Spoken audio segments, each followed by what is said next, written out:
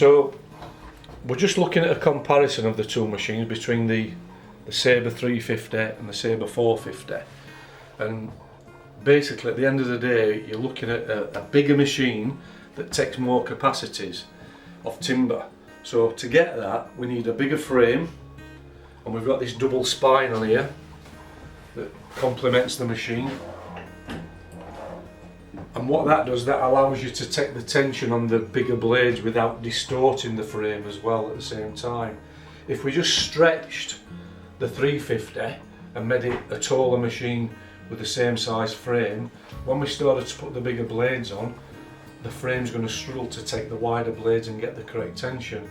So we've beefed up the width of the frame, if you like. Obviously it's floor standing rather than on a cabinet. So we beefed that up to give it more strength on the spine and the box, so we don't get the movement when we do the tension. You can see there we've put the tension from underneath, and we'll take the wheel off in a bit, and you can see how we've upgraded the spring and the screw to take that, because we're needing more load, because now, because you're taking the bigger blades, the material on the blade is a lot thicker. So obviously you've got to be able to stretch that blade and get the correct tension, which is between 17 and 20,000 pounds per square inch. Now that's hard to imagine, but that's what the sort of tension is that you need. But we have still got the quick release mechanism to drop the blade off. So we can drop that down quickly to make sure we can get the blade off. So then we come to the weight of the wheel and the driving force of this. Because we've gone bigger in comparison, we've gone from a 350mm wheel to a 450mm wheel. So obviously the weight of this wheel is far substantial, and you've got two of these, upper and lower. So obviously once the machine's up and running, this is the driving force of it. So the motor does the job to get the machine up and running. Once it's running, the weight of the wheels take over, so you're never really putting the motor under a lot of load. The weight of these become the torque and the power behind the cut, and these take some stopping, and that's why you need a separate brake on to stop this under 10 seconds. So we'll show you that when we've shown you the inners of it. So now we are talking a bit of weight. You can see it's my voice changed a little bit as you picked it up, but you've still got the counter balance where it's been machined around there in different spots to make it nice and balanced. You've still got the tyres, same scenario. We need to keep these clean so that the blade gets a chance to track on there and doesn't slide and slip on there. You can see obviously it's been used, this machine. You've got a little bit of dust or resin starting to build up, so we can clean these off. Like I said before, don't use white spirit or detergent because it'll dry the rubber out. We just need to use a scratch pad or a bit of wire wool and keep them clean as you're doing it. But the reason I've took that off, apart from it's hard to show you the weight, to feel the weight, is to show you the mechanism again. So we've upgraded this again because we're carrying a bigger wheel and we're doing bigger work, or potentially bigger work, because we can still do all the small stuff on here. We can go down to a 1/4 inch blade, but we can go right up, as you can see on the scale here. It just tells you you've got 1 3/8 inches. But you can see the action with the cam, taking that up and down. And then, as been pointed out, the Acme thread on here, the core thread if you like, it's not a standard thread, it's a drawn thread. So what happens is it's from a solid bar, and they actually roll the bar, so they actually squeeze the thread into a larger diameter. If you cut in a normal thread, what you do, you take material off a standard bar, so it's weakening it.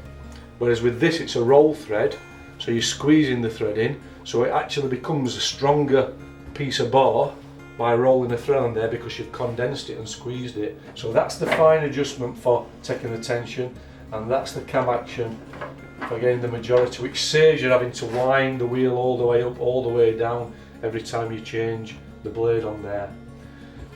The difference on the bottom wheel compared to the 350, we've still got the big 450 diameter and we've got the Poly V drive belt, but obviously we've only got the single speed on here now, which is the woodworking speed. you can see that's the pulley direct from the motor, and then what we've got is the cam here and a bolt at the top with a nut on. So what you do is you loosen the nut or tighten the nut to take the motor up and down to get the tension on the belt. So there's not the idler pulley on this one. It's a direct drive straight round the wheel, straight onto the pulley on the motor with a single speed. You've got the brushes on there for keeping the dust off the tyres as much as possible. And obviously when the doors close, you've got the emergency or the limit switch, which is in the bottom right hand corner, and the top box, it's in the top right hand corner. So once the doors are closed, connected, the machine operates. Once they're open, even if there's power to the machine, you're not going to get any movement on there. Rack and pinion rise and fall on the guard that goes up and down, and the spring guard here stops you getting your hand in to touch the blade. Same as a 350, the guard on the bottom, when the table is on, we can't get to the blade, we can't catch the blade accidentally, and then all the shavings and dust will drop in to the bottom box on there. And obviously once this is the blade's in position, you can slide the piece of wood in. It's a sacrificial piece because we're doing bigger work, bigger capacities, you're going to get more dust. So we've got this extra extraction, you get an outlet on the side to go into 4-inch. You can still see the guide set up, and all we've got now, because we're putting wider blades on there, we've got 2 bearings, a double bearing, because we want to get that support on the 1.25-inch blades. So instead of just having the contact with one narrow one, we've got 2 bearings on there, and when they're loosened they spring out on there, and obviously we can push them in, lock them into position once the blade's in position. The same on the reverse, the rear one, and the locking handle again to take the whole unit forward or back depending on the size of blade you've got on. Then we come up to the upper, and what we've had to do is extend the levers, because again we've got a double bearing on both sides. Loosen them off, they spring out, same one. So it's the same setup as the BS350. All we've done is we've beefed the block up, we've put double bearings on to give that support for the wider blades when you need it. But obviously, like I say, you can still put your narrow blades on, and you'll just be using the front part of the bearing at the same time, so you don't damage the set. The arrows are open, so it means that the brake then is free.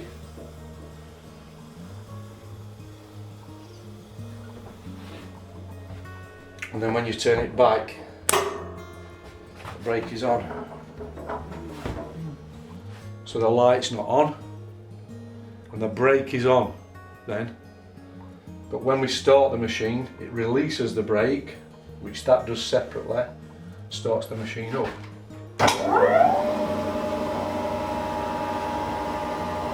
And then the emergency stop is prouder than the old switch, so we can just hit that, and as you can see, the machine will stop under you 10 seconds, and the brake comes in nicely and squeezes the motor to a stop, because like we explained earlier, we've got a lot of weight on there that we need to slow down.